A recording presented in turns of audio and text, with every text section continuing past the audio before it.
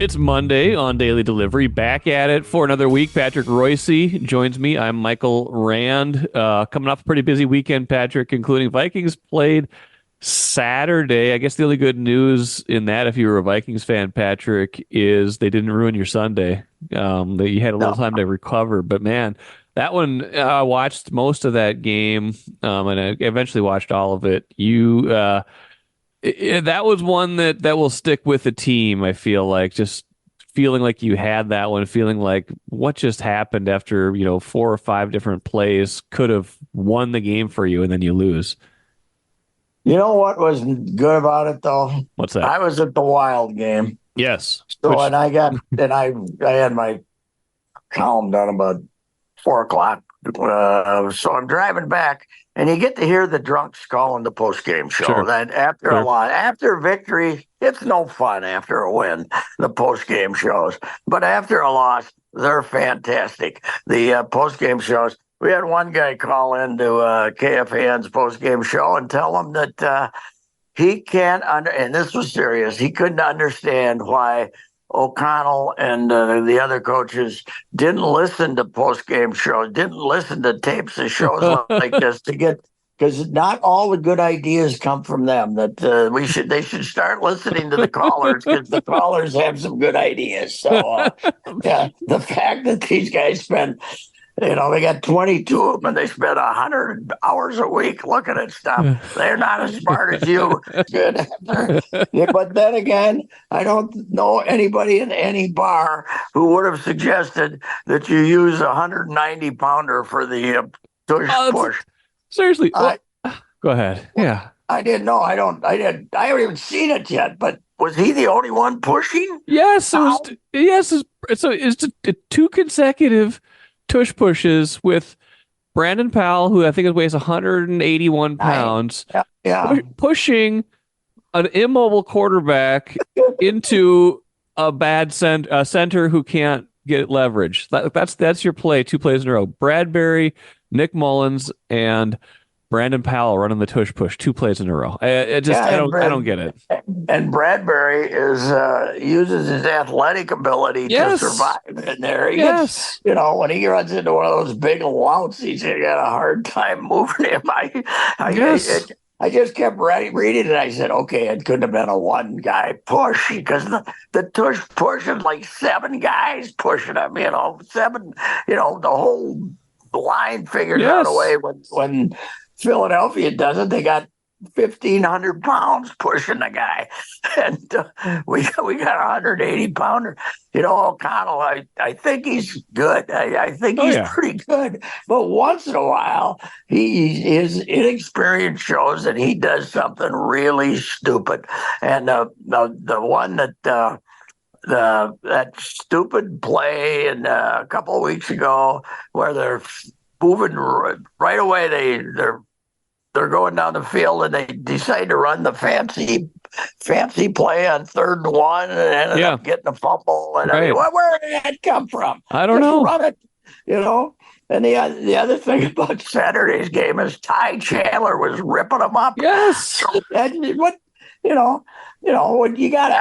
it doesn't work on 3rd and 1, you got to say to yourself, "Boy, that was stupid." Let's give it to the other guy.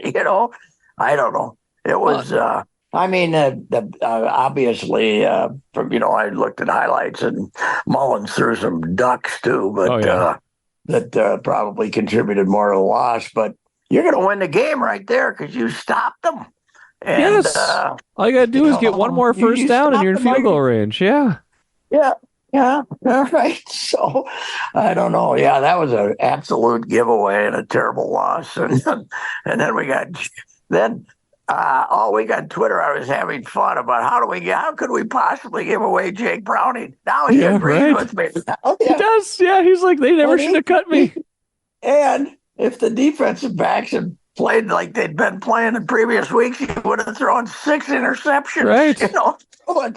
It was him running off the field like he's a superstar was fantastic too. Yeah, I think they've had bad ones this year, and of course, I was blaming it at the start of the year because of all the good ones they had the year before. But this one, you earned getting beat. This one, first of all, you're ahead of a bad team, 17-3, Yes, early in the fourth quarter. right. How did what happened to the Flores defense? For goodness Exactly. sakes? Gave up 3 fourth quarter touchdowns in that game. Yeah, That was, and, a whole bunch of just weird plays. They didn't, yeah, it would, I don't know. Suddenly they figured him out, which is worrisome for the last 3 games. But yeah, it was just baffling. A lot of baffling decisions. And yeah, I think you're right. O'Connell's a good head coach, a good, you know, he's obviously a good motivator. He got this team from 0-3, 1-4 to believe in themselves enough that they're in the playoff race, that they got them to play well enough with 4 different starting quarterbacks, like all of that.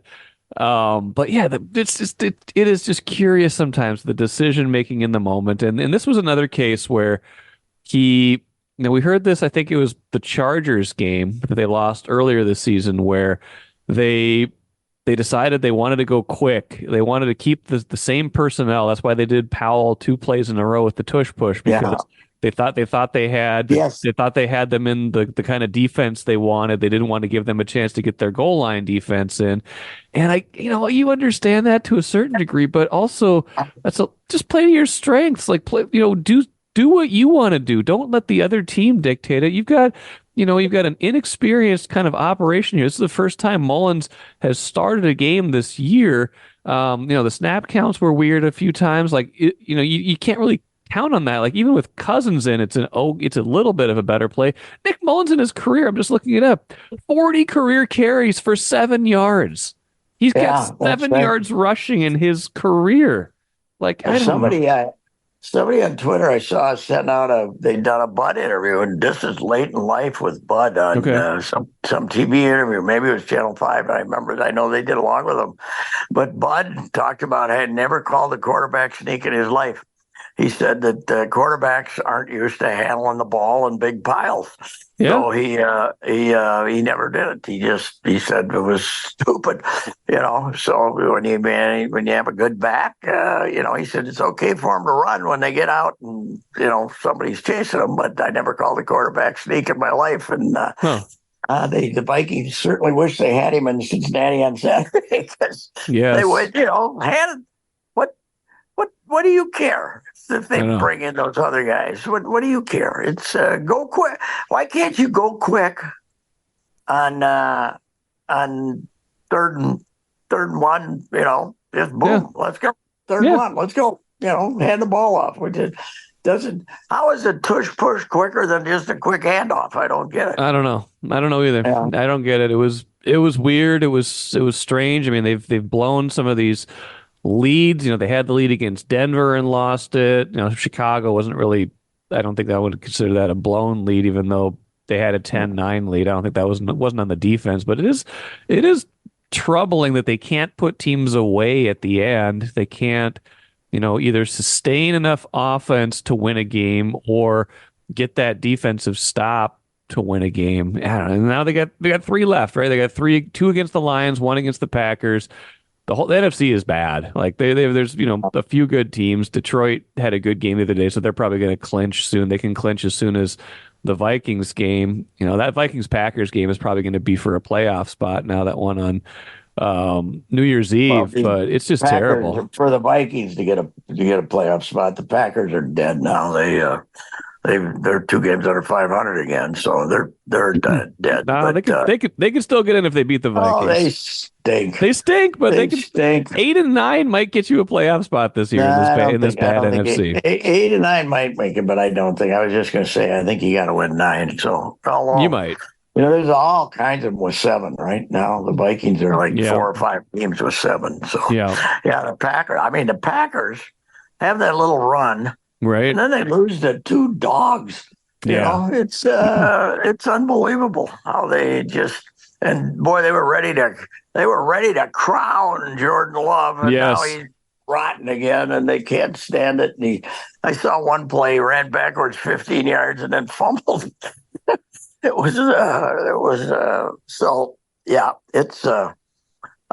think Detroit's somehow, even though they've had a lot of games where they gave up a lot of points, they've won 10. So that's they'll figure out a way to win one more, even if they'll beat the Vikings 1 out of 2, I would guess. Yes, I would think so. Yeah. But I yeah, don't know what do the Vikings have left in them after this I don't know. turkey? I don't Everybody's know. calling for Jaron. They saw Jaron Hall for like 8 plays, and now they've Right. decided he's the answer. Well, let's go. Well, You know, they made him the backup for this game. That was interesting. Poor yeah. Josh Dobbs. We got off the Pasternak shuttle real Mhm. quick there. Just it's Yeah, just like thanks for everything. I called that last week. I was saying he's gonna be they're not gonna if you're pulling him, you're gonna make him number 3 if Yeah. Jared Hall's ready to go. So it was we were trying to come up with this is a good Randball project, flash in the pans Oh yeah. in American sport in Twin Minnesota City sports. sports. Yeah, that's a good one. Dobbs, right? That's a good I one. was trying to think of them, but I would have to almost look at rosters to remind myself of the Twins and stuff like that. But there's got to be 5 or 6 of them out there that are similar to this, to say the least. Let me think. Like Andrew Albers comes to mind. Oh yeah, Andrew. Yeah, Didn't he start? yeah. Didn't he start his career with like 2 almost shutouts or 2 games? Shutouts, yes. Throwing about 86. Right. We were like, who is this guy? This is great. And then okay. I called him up in Canada when he was getting another invite back to spring training because he was back with the Saints, Okay. and then he ended up getting signed somewhere and pitched pretty good in AAA. Then he was at home in Canada, but COVID came and he couldn't get out of Canada. He had his invite to spring training, but he couldn't get out. Great guy, but one of the all-time fooled him for about just for a little while. Yeah, just for a little while. Yeah. He throws about 86. Yes, he was perfect for that era of the Twins. He was perfect for that era of the Twins. There's a bunch of them though. We'd have to think. One I was thinking of? Who? Shane Heel. Was he ever good? Was he ever good though? We had about 4 games. We had Shane Heel remember. fever, but that's when they were rotten though. So anyway, yeah. I was gonna say there's been a few of them too.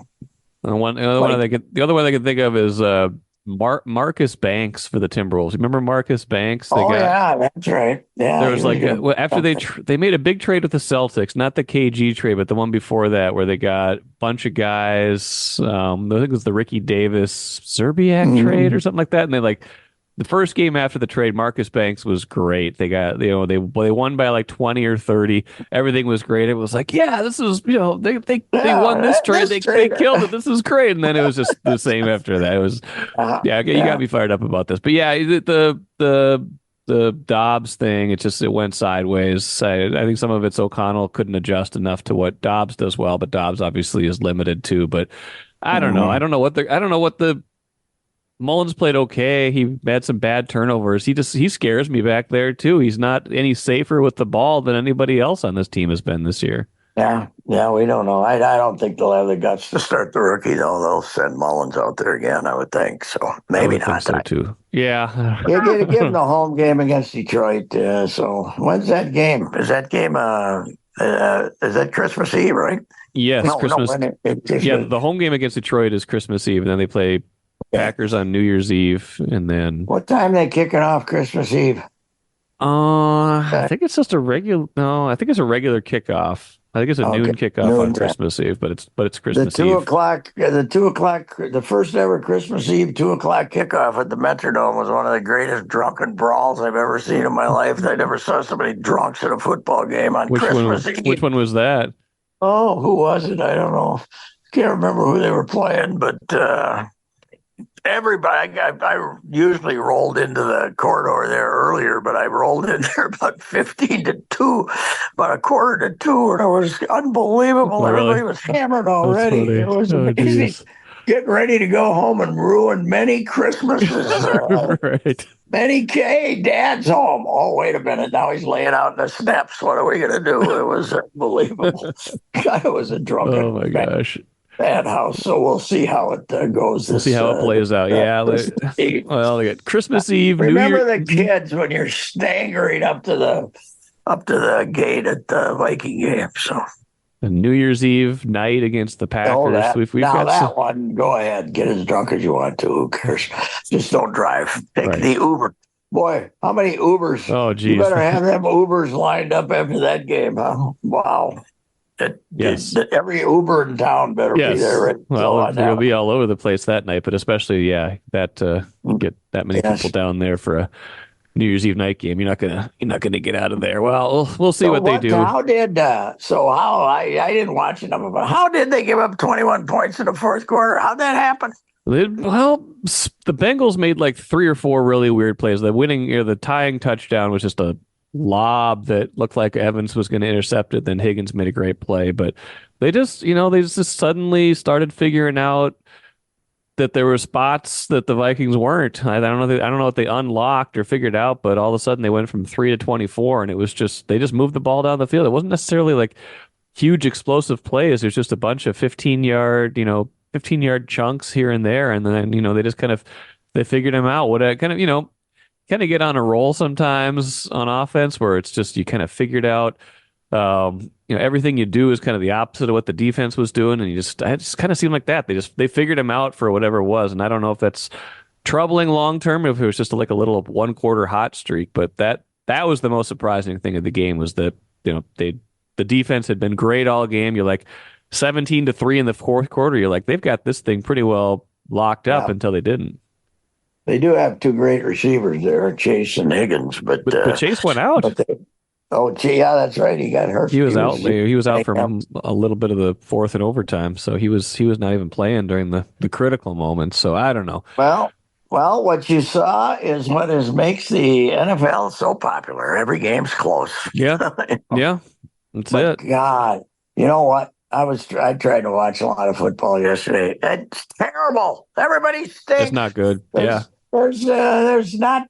I watched some of the Chiefs and stuff. There's the quality of the play, but when you throw in the officials deciding whether a play is good, deciding the outcome of a play way too often, and just the quality of the teams at this point of the year when everybody's got so many guys hurt, it's terrible. I can't sit and watch. I can watch. What do we call it? So the one with the highlights on it. red zone. Yeah, Red Zone. I can watch Red Zone, but that's it. I can't watch a game. It's there's too much lousy, bad, delayed football, and we'll be back with another review. And I can't stand it anymore. It does not occupy my time like it used to. That's for sure. And you know what else? I was complaining about this to somebody. It might have been you. Red Zone.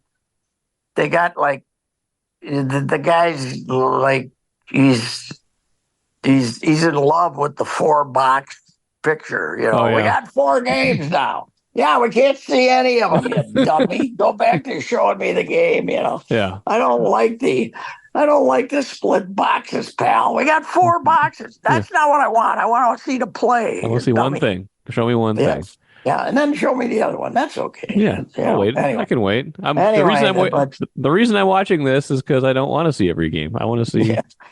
Yeah, but it is it's it doesn't, as long as every game's close and you don't know who's going to the playoffs, people will keep watching. Maybe they need to make So maybe they need to make the field wider or bigger or something. Like these guys are so I don't fast. know. Every sport, the athletes are so big, so fast now. It just feels like there's not enough room for them on the Yeah, field that's right. anymore. In baseball, we're like move them back 3 feet on the mound, like they're throwing too hard. Like everywhere you look, it's like NHL. There was a movement for a while. They kind of got around it now. It seems like it's better now, but.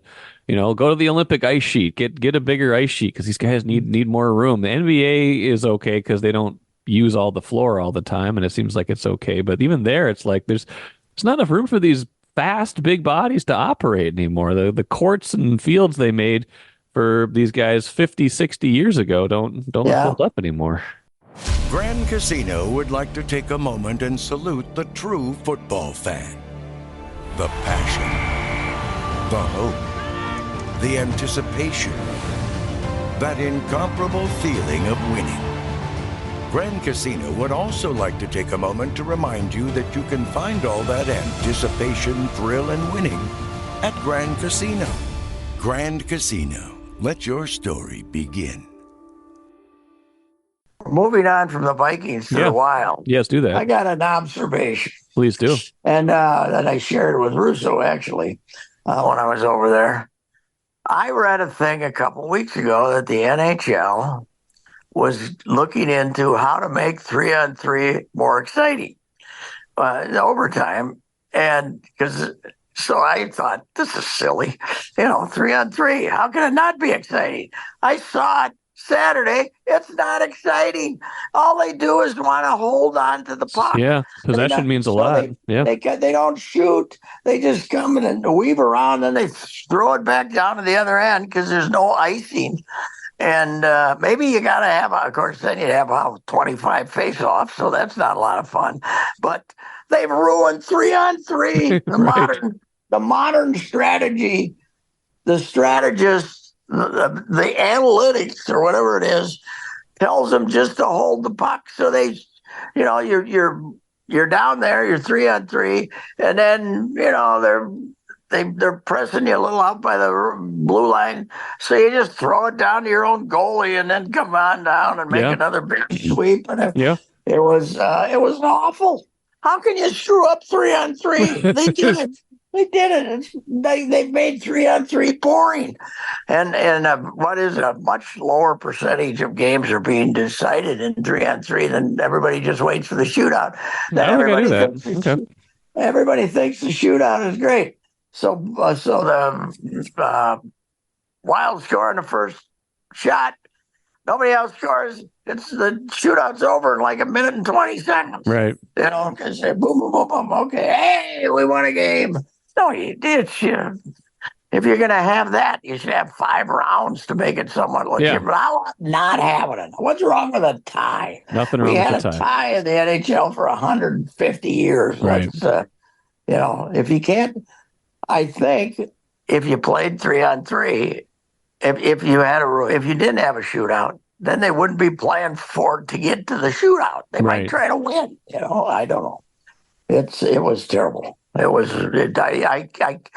couldn't believe when I read, they're worried about the 3-on-3 because I don't watch enough hockey to know. And now I see a 3-on-3 and I know what they're talking about. Yeah.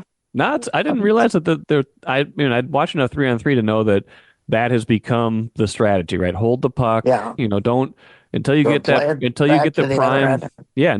prime scoring chance, don't, or the defense makes a great play and turns you over. Like, you don't want to just take, a low percentage shot or an okay shot, because then the other team gets the puck and they might go down and score. So I'm sure that's become the analytics of it. That's become what they've figured out about it. But I didn't realize that the scoring in 3-on-3 was way down, because it appears to be down enough that the NHL is discussing what to do about it. So I don't know what you do about it. Won.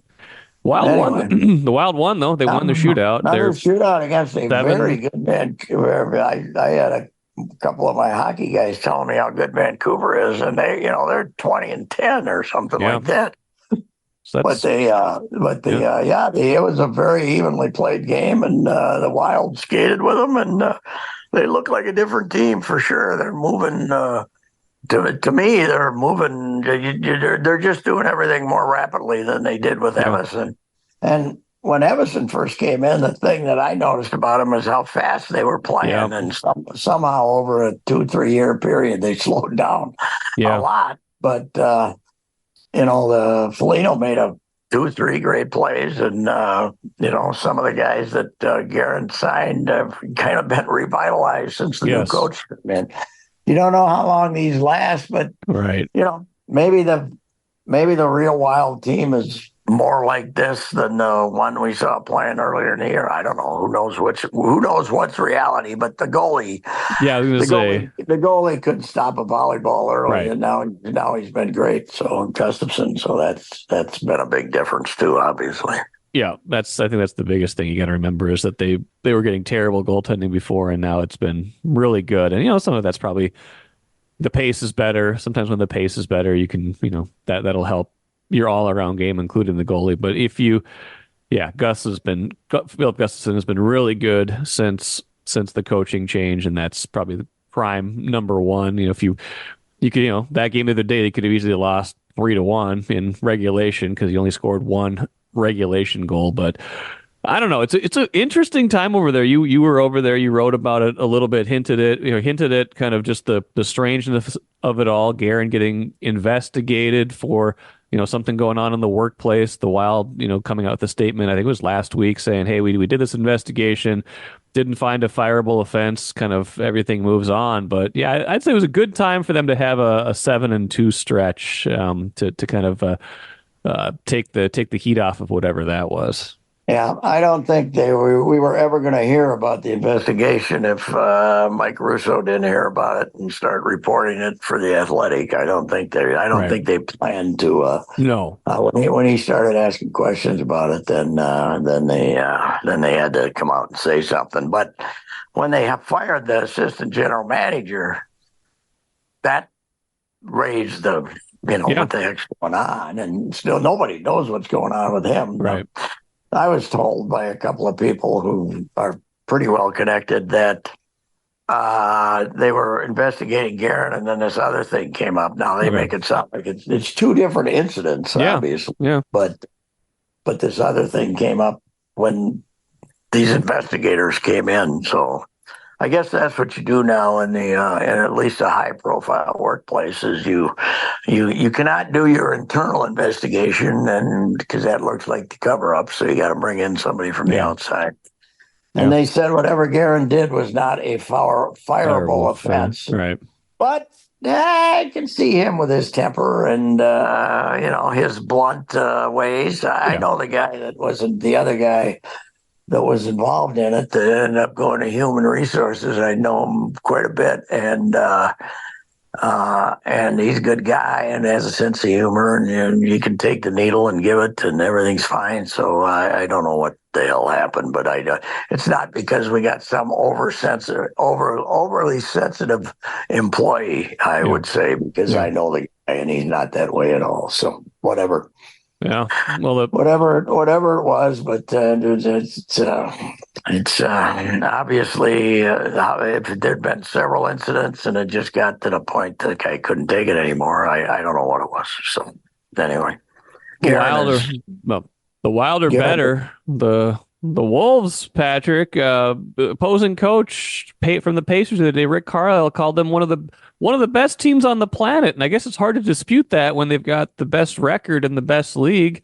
But we're not used to hear that. We're not used to hearing that. 19-5, yeah, 19-5, and the last two have been blowout wins. And, I think that one of their most amazing victories ever is they win walking away from Dallas with Ant going 3 for 19. Yes, and after falling behind 17-3 in that game too. I mean, you see that sometimes. 17-2, I read. Yeah, 17-2. Yeah, 17-2. That's what it was. 17-2, and you're watching it saying, "Same old Wolves." Yes, I was. Yeah. All of a sudden, 2 hours later, they're up by 20. Yeah, it's amazing. How about Cat, man? Cat, he's been good. Are we back on the Cat bandwagon? Because boy, he was everybody's favorite target here last year in the playoffs. When he missed 50 games last year with that injury, and you wondered if he was. When how'd they start this year? 1-2, 1-3, 1-2. Yeah, 1-2 this year. 1-2, and they didn't look great, and I was absolutely convinced because of their cap situation and everything else, and Cat couldn't be happy that he was now the co-star that at the trading deadline, all we'd be talking about is, are they going to trade Cat? Now the whole thing is how do they keep this machine together? Absolutely.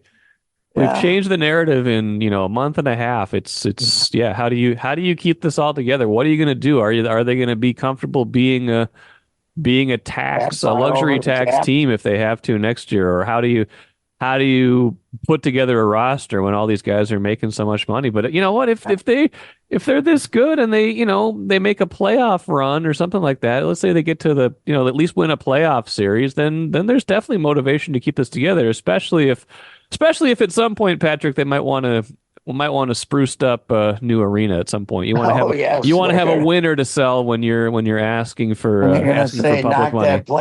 Knock that place down. We got to put up a new one. But of course, the other thing that cannot be underestimated is the fact Gophers moving. He's been great. He's been fantastic. Going up and down the court, playing what we saw last year was pretty, and maybe because he was banged up from playing in the summer or something, but we never saw a guy with that mobile and could move around and set screens and run up and down the court and block shots. But we've seen a completely different Rudy Gobert than we saw last year, and part of it's them figuring out. I don't think there's any doubt that if it continues like this in any way, then we end up winning 50-some games. That Finch is the coach of the year for figuring out he's been great. Yeah, how to make this work. I've liked him from the get-go. Me too. Yeah, me too. And people were on him about various things who don't know anything, but I like the fact that he's all basketball. He can. I mean, you look at his roots. He coached in England and everywhere else just to get a chance in the game, and he's not. He's not apt to have a blow up or anything like that. He's a pretty calm guy, considering this is his first NBA chance, and it was a good hire. There's no doubt about that. So now they're gonna, somebody's gonna sprain an ankle and miss 3 weeks, and they're gonna have a little stumble here and there. But we've seen their full potential, and it's pretty amazing because you look at them and you say, these can't be our Wolves. This is just the way it works. I know. This is the way it works. Well, what is your mantra? Like, even when they do the right thing, they do the wrong thing, Even when they do the right thing, it's the wrong thing, is what I always said. Because, there's a long history of that being right.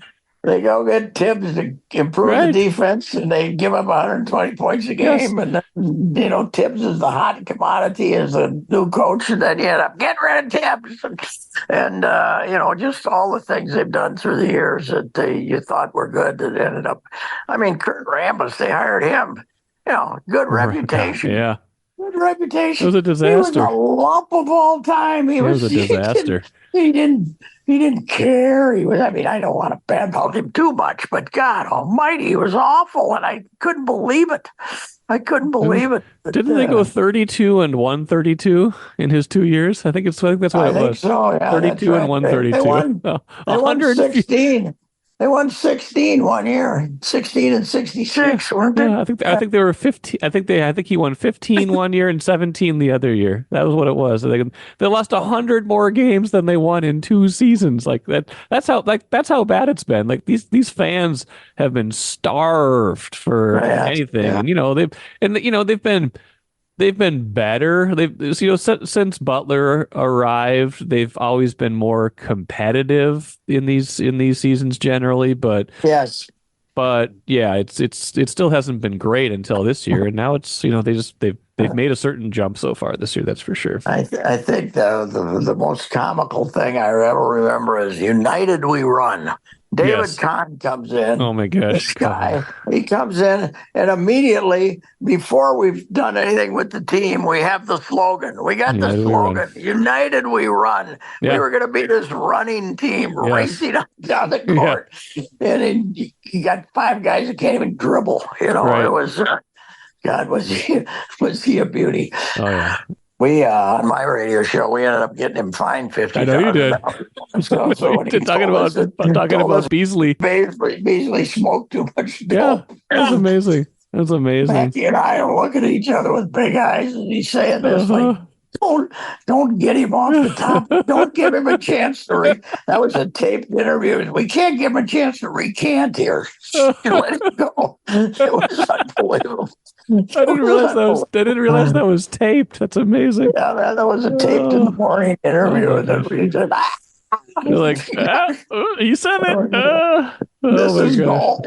This is gold. You know when it's gold. The other one, I think Barrero or somebody's got a tape of it all the time. Show of hands. Remember the show of hands? Oh yeah. Press conference. He wanted to know who agreed with him, but we all looked at him like, yeah. Oh man, was he something? He ended up running that team in Paris. He owned a team that was going to go into big. Paris didn't have a team in the Euro League, Yeah.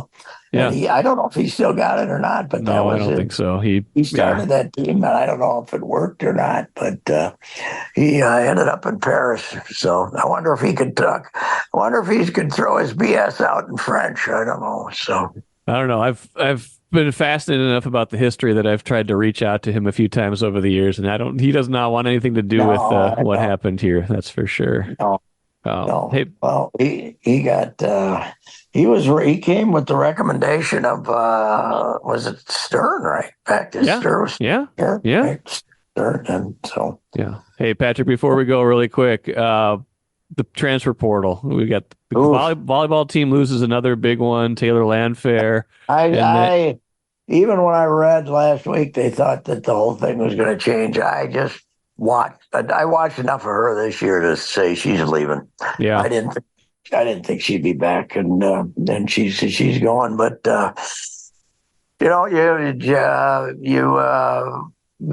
you lost Wenis, and you Carter lost Booth, Carter Booth, and you lost your best recruit, and all Shoba, all three of them were in the Final Four. Yes, they were.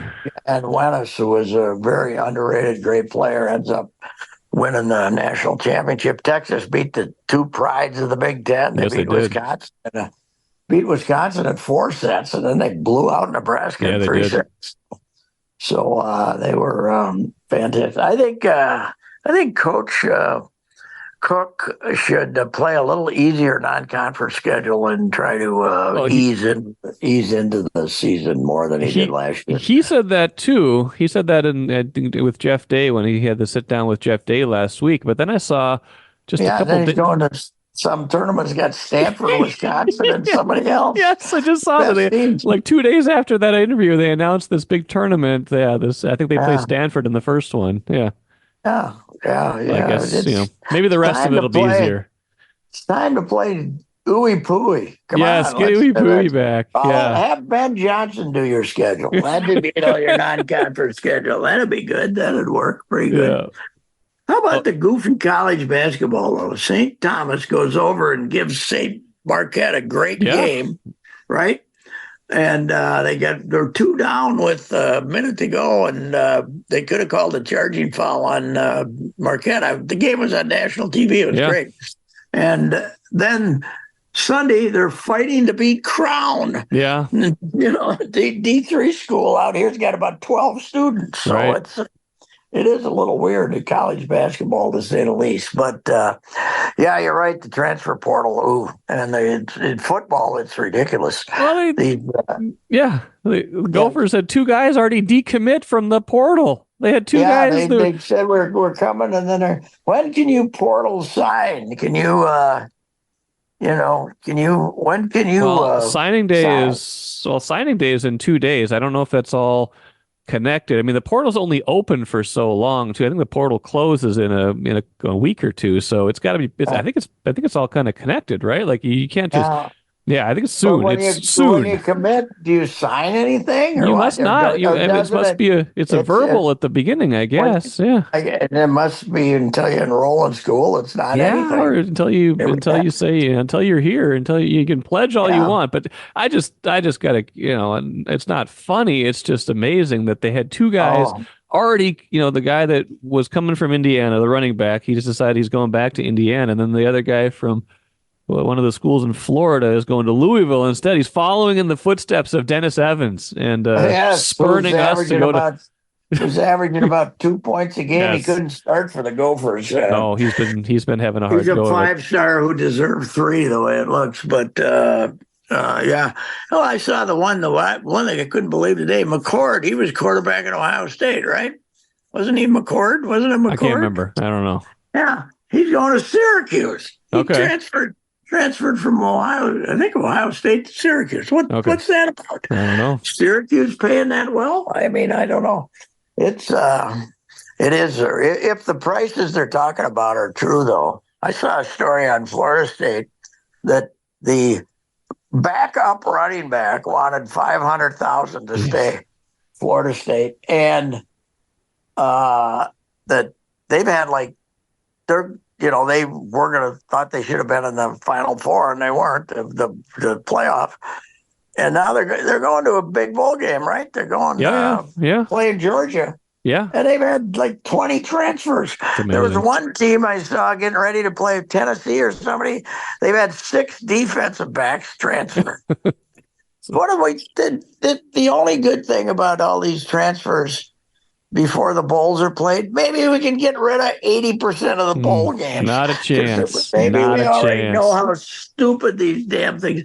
Did the Gophers really have to give Cole Kramer $30,000 to start in whatever the hell game that is that they're playing in? I don't know. Supposedly that was out there. Yeah, that's because he's getting married, so he's going to go to Arizona and get married. And he's the only quarterback they had left. Aside from poor Max Chickenjansky could have gotten thrown into the fray, the freshman walk on. That would have been something. And they got they got another transfer quarterback from Fresno State. Yeah.